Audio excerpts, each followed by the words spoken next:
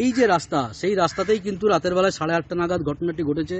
সে এক সহপাঠীর সাথে, ওই দ্বিতীয় বর্ষের ছাত্রী, সে এই যে রাস্তা দেখতে পাচ্ছ তুমি, যে ক্যাম্পাস থেকে বেরোনোর রাস্তা, সেই রাস্তা দিয়েই সে বাইরে যায় এবং বাইরে সেই যে সহপাঠীর সাথে খাবার খেতে গেছিল বলে সে জানিয়েছে তার বয়ানে।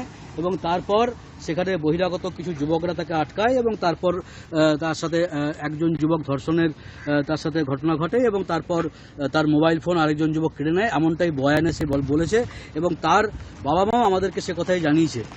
এই বিষয়টি নিয়ে তদন্ত শুরু করেছে নিউ টাউনশিপ থানার পুলিশ এবং আসানসোল দুর্গাপুর পুলিশ কমিশনারেটের পুলিশ আধিকারিকরা। পুলিশ সূত্রে যেটা বলা হচ্ছে যে সমস্ত দিক খতিয়ে দেখে তদন্ত শুরু হচ্ছে। ওই যে যুবক বা যে সহপাঠী তার সাথে বাইরে গেছিল, কেন তারা এই ক্যাম্পাসের বাইরে রাত্রেবেলায় 8:30টার সময় কেন তারা বাইরে গেছিল সেটাও তদন্ত করে যেমন দেখা হচ্ছে, যে ওই সহপাঠীকে জিজ্ঞাসাবাদ করা হচ্ছে পুলিশ সূত্রে বলা হচ্ছে।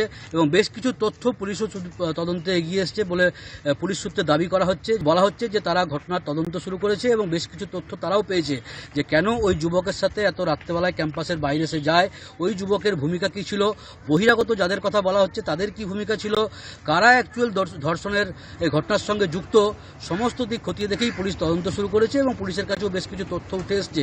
যদিও তার বাবা মা চাইছে যে এই ঘটনার সাথে যুক্ত তার যেন শাস্তি হয়।